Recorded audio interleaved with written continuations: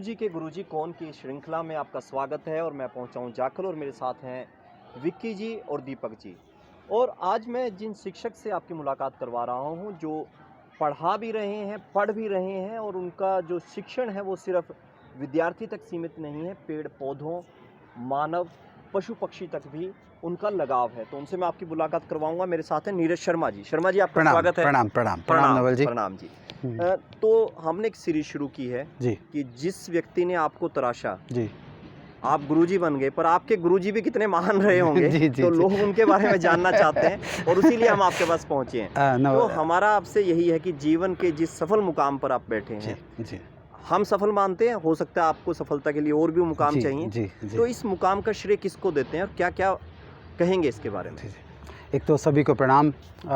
ये नवल जी के साथ मेरी सेकंड सीरीज़ है जिसमें मैं पार्टिसिपेट कर रहा हूँ और मैं नवल जी को और इनकी टीम को बड़ा अप्रिशिएट करता हूँ, क्योंकि आज के टाइम पे ऑनेस्ट होना सबसे बड़ा एसेट है। अब गुरुजी के गुरुजी कौन? मेरे हिसाब से जो समय है वो हमें एक गुरु नहीं अनेक गुरु देता है। चाहे वो माली है, आप मेरा ये सारा ग्रीन ग्राउंड देख रहे हैं, इसमें भी किसी न किसी का सहयोग है। और मैंने जो सीखा, मुझे याद है मैं 11th में फ़िज़िक्स थी मेरे पास और बड़ी इच्छा थी कि टीचर बनना है। मेरे दादाजी टीचर थे, तो मेरी जो सारी इंग्लिश की देन है वो उनकी देन है।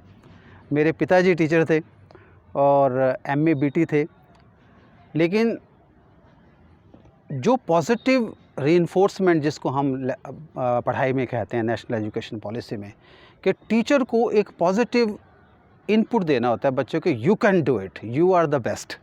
वो हुआ। मेरे एक टीचर थे मिसेस सतनाम कौर फिजिक्स के, और मैंने जब उनको पहली बार क्लास में डेरिवेशन दी तो उन्होंने मेरी डायरी पे लिखा, मेरे कॉपी पे, कि you have got the best expression in the class.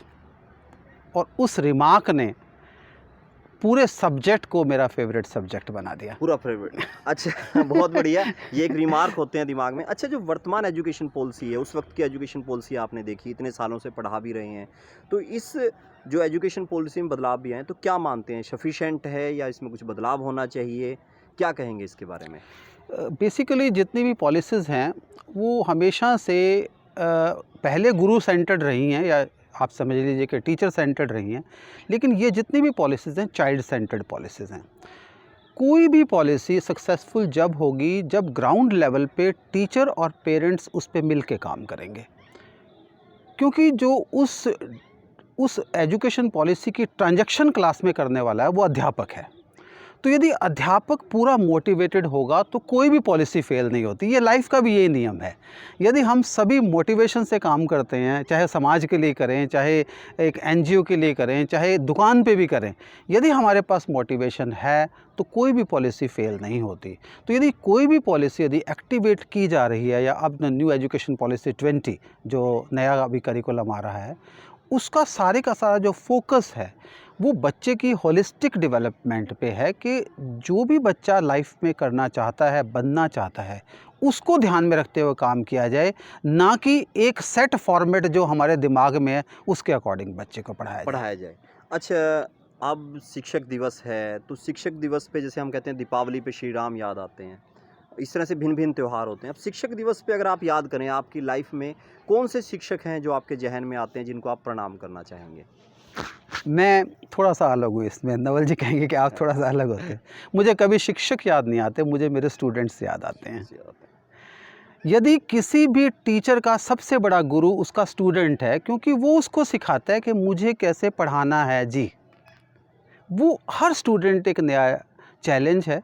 हम मल्टीपल इंटेलिजेंसेस की बात करते हैं। नई एजुकेशन पॉलिसी फोकस करती है कि क्लास की मल्टीपल इंटेलिजेंसेस के अकॉर्डिंग पढ़ाया जाए। तो मेरे जितने भी गुरु रहे हैं ना, वो मेरे स्टूडेंट रहे हैं। मैं एक छोटा सा इंसिडेंट रिलेट करूंगा। मैंने सेंट जेवियर्स को, जिसको मैं अपना पहला गुरु स्कूल मानता हूँ, और 26 साल मैंने पढ़ाया, वहाँ पे मैं 3rd क्लास में पहला लेक्चर देने के लिए गया।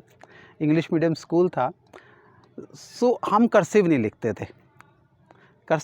थे। तो जैसे ही मैंने बोर्ड के ऊपर लिखना शुरू किया, वहाँ पे हमारे एक DC थे, उनकी बिटिया बड़ी tall, she started smiling. Okay, मैं ब्रोकन लिखता था, और वो एक इंग्लिश मीडियम स्कूल मीडियम था, वो स्कूल मेरी से पहली क्लास थी। English, my English was good, लेकिन ब्रोकन लिखता था मैं। She smiled, I asked the child के वाई आर यू स्माइलिंग, तो उसने कहा no sir I am sorry, it's okay sir, I just smiled. But I looked at the board, जब मैंने बोर्ड पे देखा तो मेरी हैंड राइटिंग ब्रोकन थी। That child was my guru. मैं उस दिन जब घर गया तो कर्सिव राइटिंग की कॉपी बुक साथ लेके गया।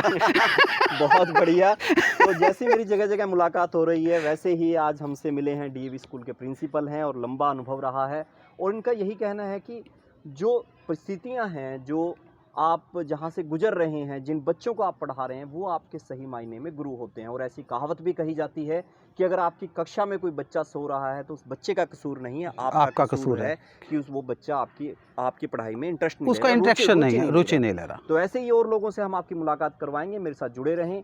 मैं नवल सिंह, गुरुजी कौन, इस श्रृंखला में कुछ और लोगों से भी आपकी मुलाकात रहेगी। और हर माँ को प्रणाम, क्योंकि वो सबसे पहले गुरु है सबकी। हाँ, धन्यवाद। लेटेस्ट वीडियोस के लिए अभी सब्सक्राइब करें A1 हरियाणा को और प्रेस करें बेल आइकन, ताकि सभी अपडेट्स आपको मिले सबसे पहले।